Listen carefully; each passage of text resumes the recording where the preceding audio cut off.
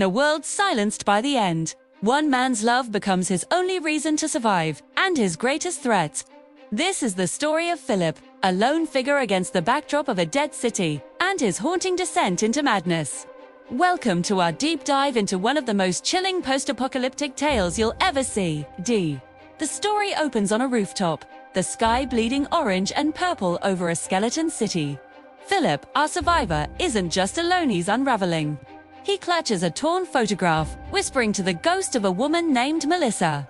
This isn't just grief, it's an obsession that will dictate his every move. His world is a cycle of scavenging through hollowed-out buildings. A desperate search not just for food and water, but for anything that connects him back to her. Back in his makeshift apartment, the walls tell a story of a mind breaking apart. They're a chaotic canvas of scribbles, maps, and timelines, all revolving around Melissa. 2. It's a shrine to a memory, a desperate attempt to keep her alive in a world where everything else has died. We see flashbacks, sun-drenched moments of a life before the fall, laughter, stolen kisses, promises of a future that never came.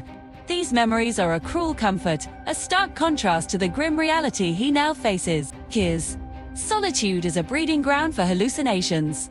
Melissa appears to him, a shimmering vision in the dust-filled air. She guides him, talks to him, but these apparitions are not always benign.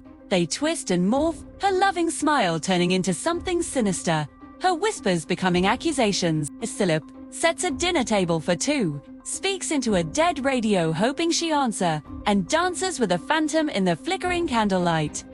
This romantic obsession is a double-edged sword, giving him the will to live while simultaneously pushing him over the edge. One day, he finds a tiny green sprout pushing its way through a crack in the concrete. It's a symbol of hope, a fragile promise of life.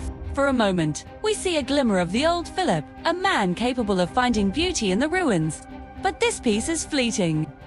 The shadows in his apartment lengthen and contort, taking on her shape, tormenting him. His love for her becomes a source of terror, blurring the line between cherished memory and a waking nightmare. Is he remembering her, or is he being haunted by his own broken mind? The psychological suspense ramps up. Philip starts hearing faint footsteps echoing in the empty streets below, a strange rhythmic hum from a distant building. He sees flashes of light in the periphery. Are these just more tricks of his frayed nerves, or is he truly not alone? Driven by a mix of fear and a desperate hope for contact, he follows these phantom signs. He ventures into collapsed subway tunnels and abandoned factories, chasing whispers that sound like Melissa's voice, each step taking him further from reality. The line between what's real and what's in his head becomes completely blurred. Is that figure he sees in the distance another survivor, or just another one of Melissa's ghosts? This uncertainty creates a palpable tension. We, the audience, are trapped in his perspective, unable to distinguish truth from delusion. This leads to the film's first major climax. While scavenging in a derelict library, Philip is ambushed. A real physical threat lunges from the shadows. He's caught off guard, overwhelmed. Just as he's about to be overpowered, a blindingly bright, serene vision of Melissa appears before him. She smiles, a silent, comforting presence that gives him a sudden surge of strength. He fights back, surviving the encounter, but is left shaken, bleeding, and more confused than ever. Was she a guardian angel, or a final desperate hallucination from a mind on the brink of collapse? The encounter leaves him rattled, but alive. He retreats to his rooftop sanctuary, gazing out at the vast, dark expanse of the city. The world is silent again, his adrenaline fades, and the crushing weight of his isolation returns. He looks at the torn photo of Melissa, his expression a mix of exhaustion, love, and utter despair. He has survived. But for what? To endure another day of this torturous existence. He's trapped in a loop of memory and madness, and it seems there's no escape. But then, something changes. As he scans the horizon, his eyes lock onto a skyscraper miles away. In one of its darkened windows, a tiny flickering light appears. It's not a hallucination, it's steady, it's real. Time. After all this time, after all the false hopes and phantom whispers, this is different. It's a signal, a sign of life.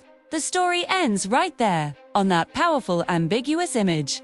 Philip stands frozen, staring at the distant light.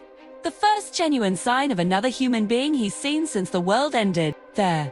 The camera holds on his face, a canvas of shock, disbelief, and a terrifying burgeoning hope. We are left with so many questions. Is the light a promise of salvation or a lure into a new danger? What will Philip do next? Will he risk everything to reach it? And if he does, will he find a fellow survivor, or something far worse? This cliffhanger is what makes the story so compelling. It's a masterclass in tension, leaving you on the edge of your seat, desperate to know what happens next. It perfectly encapsulates the central theme. In a world this broken, hope might be the most dangerous thing of all. What do you think is waiting for him in that skyscraper? Let us know your theories in the comments below. Stone, thanks so much for watching our breakdown. If you enjoy deep dives into psychological thrillers and post-apocalyptic stories like this one, make sure to hit that subscribe button and ring the bell so you never miss an update. We've got plenty more coming your way. Until next time, stay safe and keep exploring the stories that haunt us.